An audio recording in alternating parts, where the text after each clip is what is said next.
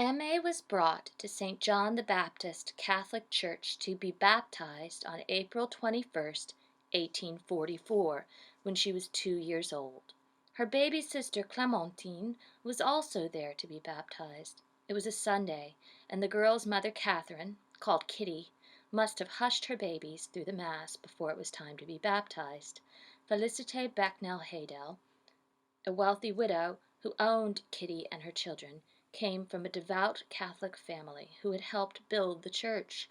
Though Kitty came from the Upper South and was probably Protestant, her children were being raised as Creoles, speaking French and practicing Catholicism.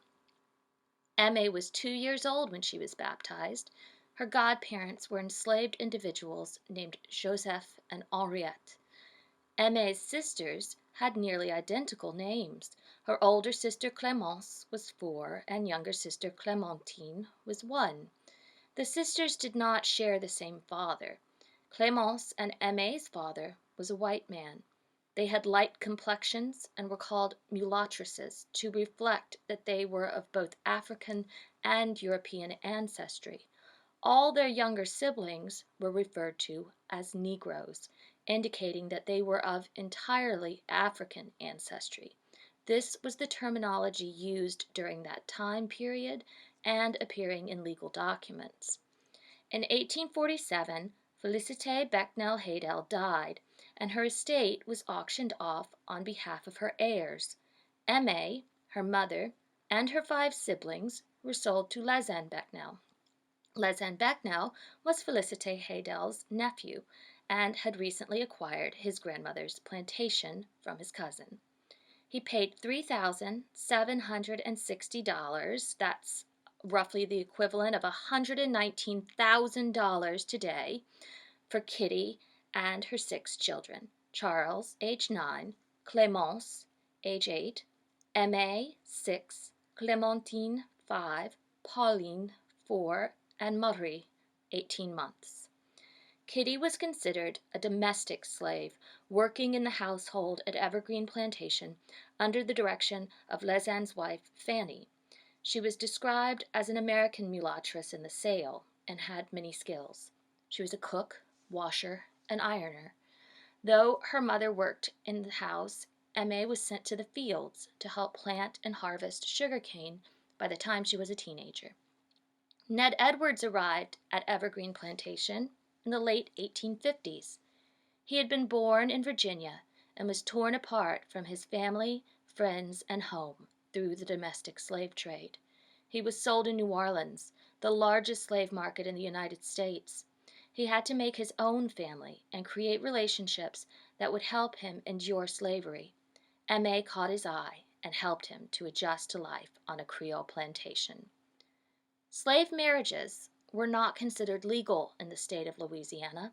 Because slaves were property in the eyes of the law, they could not enter into a contract. Enslaved men and women began relationships that they considered legitimate, even when those who owned them and who made the laws denied their validity. Sadly, these unions were often broken, as slaveholders could sell enslaved husbands and wives away from each other. Despite having already suffered the loss of his family, Ned fell in love and chose to marry Aime. He became a member of her Creole family, gaining brothers and sisters-in-law and a mother and father-in-law. They did not replace the family members that were gone forever from his life, but Aime's family did provide him with a new sense of belonging and community. Together, they mourned the loss of Aime's eldest sister, Clémence, at only 20 years old. Aime and Ned's first child was born in October 1858, when Aime was 16 years old. Like his mother, he was brought to St. John the Baptist Catholic Church to be baptized on August 22, 1859, where he was christened Marcel. Just a few months later, tragedy again struck the family. Aime's mother, Kitty, died at the age of 50 and was buried in the church cemetery. Had Kitty lived just a few years longer, she would have known freedom. The Civil War shook the nation and forced the country to address the issue of slavery. Louisiana joined the Confederacy, but soon came under Union control after the fall of New Orleans in 1862. The first black troops to join the United States Army did so in Louisiana. More African American men from Louisiana enlisted in the Union Army than in any other state. Ned was one of them. On August 20th, 1864, Ned joined the 80th United States Colored Infantry. His name was recorded as Edward Edmonds. As a slave, he did not have a surname, so he likely took his father's first name as his own last name. Just a few months after his enlistment, Aime gave birth to another son, Edmund. Aime held the young family together while Ned fought for their freedom. In March 1867, he was mustered out of the army and returned home to Aime and their sons. After the war, Aime and Ned lived and worked for a while on Carroll Plantation. Also known as Johnson, it was the plantation just downriver from Evergreen. Aime gave birth to many more children. 5 lived to adulthood. The Edwards family returned to Evergreen for a while, but then ultimately chose to go back to Carroll Plantation. Though they never separated and considered each other husband and wife, Aime and Ned never legally married. They believed the commitment they made to each other during slavery was as meaningful as any government-issued license. Aime died sometime between 1882 and 1884, when she was around 40 years old.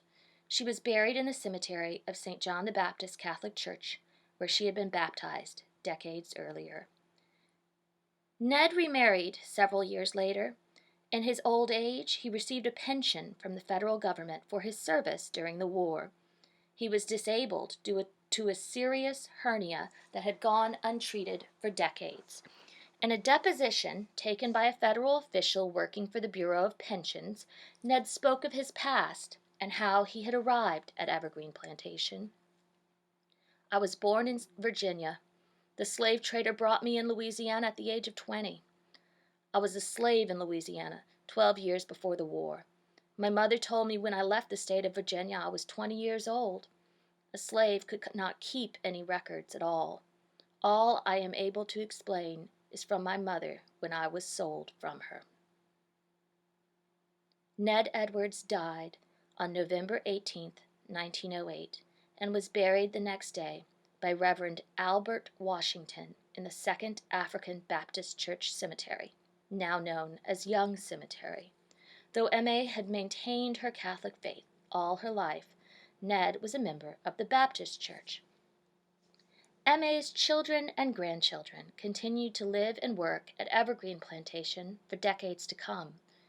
She now has hundreds of descendants, many still living in Wallace and Edgard, Louisiana. One of her grandchildren, Olivia Simon, lived to be 100 years old. She was born at Evergreen and went on to have 10 children, 51 grandchildren, 148 great-grandchildren, and 88 great-great-grandchildren. Aime's youngest son, Silas Edwards, continued the Creole cultural heritage passed down by his mother. He and his wife had 9 children. Like his father, he labored in the cane fields all his life. Like his mother, he knelt in the pews of St. John the Baptist Catholic Church until he was buried there in 1944. Silas's family spoke both English and French. He named one of his daughters Aime in honor of his mother. Aime was born in 1898 and worked as a domestic servant. Silas and his wife raised her daughter Bernadette, while Aime worked in New Orleans as a cook. Silas's daughter Virginia married Louis Baudouin, a biracial Creole whose family had also been in St. John Parish for generations. Virginia Edwards and Louis Baudouin shared a Creole heritage. Their language, religion, traditions, cuisine, and folklore could all be traced back to the first inhabitants of St. John Parish. They also shared similar ancestry. Both Virginia and her husband Louis had white great-grandfathers. Virginia's never acknowledged her grandmother Aime, but Louis's grandfather, Pierre Baudouin, was named for his white Creole father, Pierre Baudouin Sr., who married his formerly enslaved mother Valentine just after the Civil War.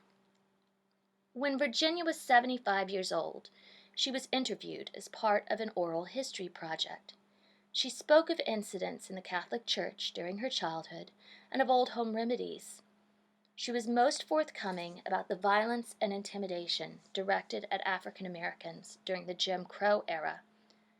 African Americans throughout the South were subjected to lynchings and brutal threats. Her experience reflected this. "I done see 2 people they hang, 2 colored people," Virginia said. "They had one from Columbia plantation. They hang him, but he was not dead. They put him in the coffin, and he was knocking on that coffin. Bam, bam, bam. They put him in the ground. He must have smothered, but he still was knocking in there. Them old people had take the law in their own hands. He had tried to mess up with an old lady. He didn't have no trial." Virginia Edwards Boudouin died in 1988. She was laid to rest in St. John the Baptist Church Cemetery, surrounded by the graves of her father, husband, sisters, brothers, and children. This holy ground holds all that remains of her great-grandmother Kitty, her grandmother Aime, and her father Silas, the final resting place for generations of her family and for so many Creoles born and raised on Evergreen Plantation.